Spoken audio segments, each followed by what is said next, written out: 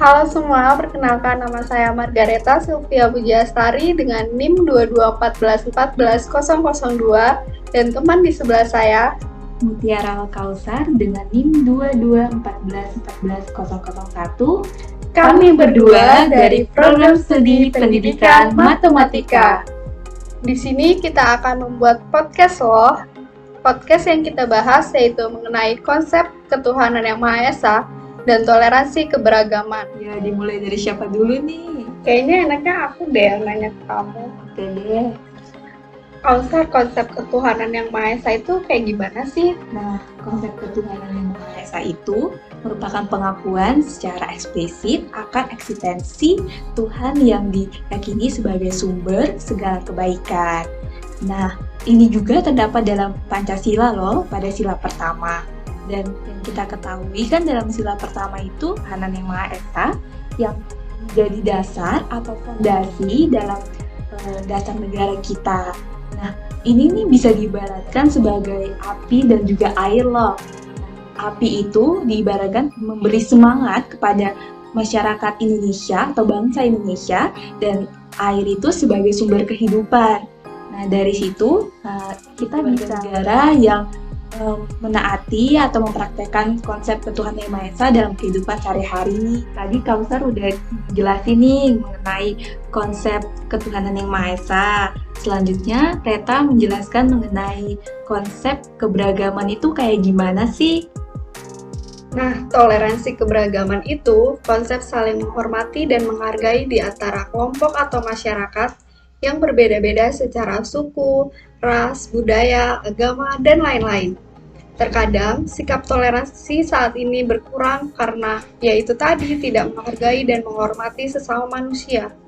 Toleransi ini sebenarnya menjadi bagian penting dalam keberagaman supaya setiap orang menghargai setiap keberagaman dan juga pada dasarnya setiap orang diciptakan berbeda-beda antar satu sama lain. Contoh sikap toleransi yaitu mengikuti acara-acara yang diadakan di lingkungan keluarga, masyarakat, sekolah agar membangun sosialisasi kita. Kita juga harus pandai bergaul, berbuat baik dan juga ramah kepada semua orang. Apalagi kita hidup di Jogja yang terkenal dengan orang-orangnya yang ramah. Terus juga menghargai pendapat orang lain yang tidak sepihak dengan kita. Dan tak lupa juga menghormati orang yang berbeda agama. Selanjutnya, kita akan membahas kasus di tahun 2018 ya. Kausar, di tahun 2018 itu ada kasus-kasus apa aja sih?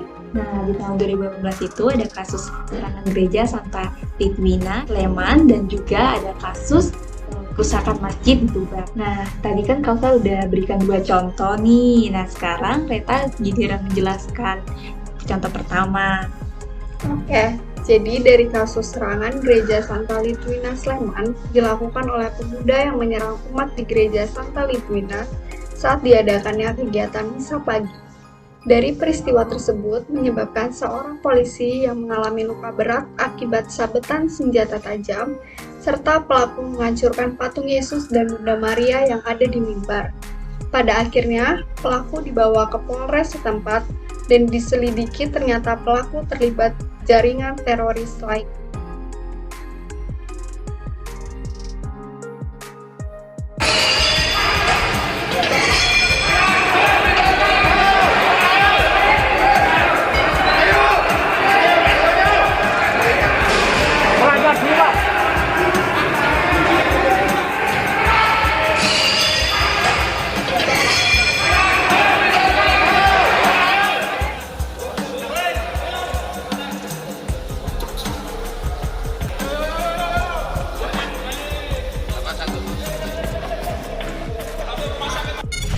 Udah ngejelasin kasus pertama. Nah, sekarang Kausar akan menjelaskan kasus yang kedua. Kasus yang kedua ini juga nggak kalah menarik loh dari kasus pertama. Nah, benar loh Reta.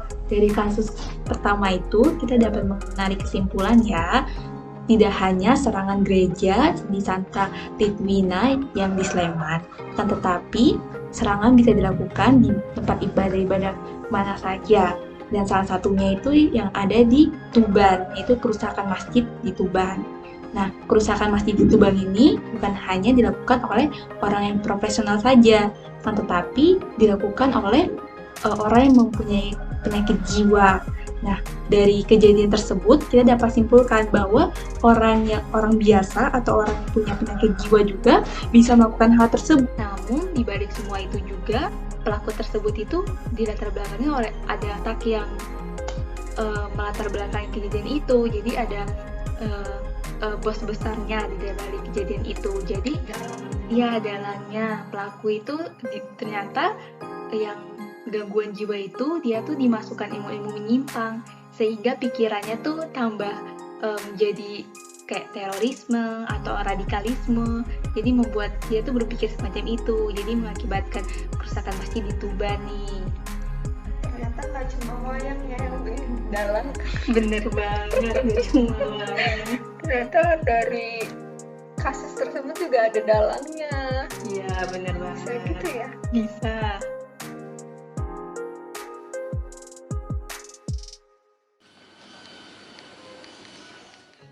Selasa pagi, warga Kelurahan Kingking, Kecamatan Kota, Kabupaten Tuban dikejutkan dengan rusaknya Masjid Baitur Rohim. Seorang pria yang tidak dikenal warga merusak kaca jendela dan pintu tempat ibadah ini. Pria tersebut ternyata berasal dari Kabupaten Rembang, Jawa Tengah.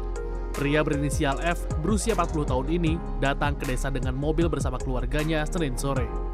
Selasa dini hari, ia tiba-tiba mengamuk dan merusak kaca-kaca masjid hingga tangan dan kakinya luka parah. Orang itu jam 2 siang itu sudah datang.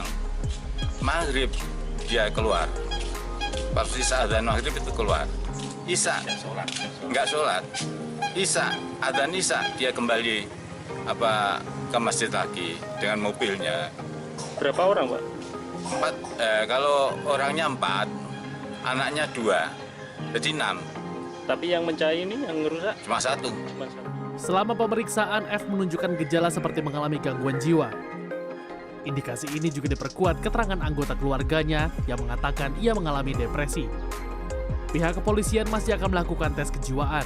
Kemudian kita bawa ke kantor, kemudian yang sakit itu kita bawa ke rumah sakit untuk mendapatkan pertolongan pertama karena berdarah. Kemudian karena ada indikasi sakit jiwa, ya, maka tadi kami juga akan membawa yang bersangkutan ke dokter kejiwaan. Kini F telah dipindahkan ke Rumah Sakit Jiwa Menur, Surabaya untuk menjalani serangkaian tes kejiwaan. Tadi kan kita udah bahas-bahas kasus nih. Terus kesimpulan apa sih yang dapat Kausar ambil dari kasus-kasus kita tersebut? Nah, dari 2 kasus tersebut yang Kausar ambil tuh ada 3 kesimpulan nih. Yang pertama, kita tuh sebagai masyarakat Indonesia sekaligus manusia, kita tuh harus memiliki toleransi keberagaman. Ini tuh menjadi poin penting atau poin pertama. Yang kedua, kita juga tuh harus menjadi manusia yang taat pada Tuhan. Nah, selain taat, kita juga harus melakukan aksi-aksi dalam kehidupan nih. Gak cuma kayak kita taat beribadah, tapi nggak melakukannya dalam kehidupan. Bener, itu kayak nggak berarti apa-apa gitu. Terus yang ketiga, menurut Kausar dan juga menurut Treta itu, keberagaman itu sangat penting dan menurut kami keberagaman itu sangat indah jika toleransi keberagaman itu tumbuh di masyarakat sekitar kan, supaya nilai Bhinneka Tunggal Ika itu juga dapat terlaksana dengan baik nih. Seperti itu. Terus kita juga udah menerapkan aksinya loh. Bener banget. Aku mau bisa nih, terus Kausar kayak nyemangatin aku. Iya, bener. Sangat bisa, Reta. Iya.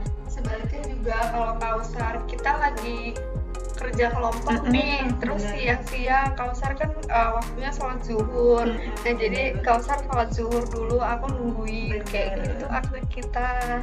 Kayak tadi sore itu kan? Ya bener. Bener.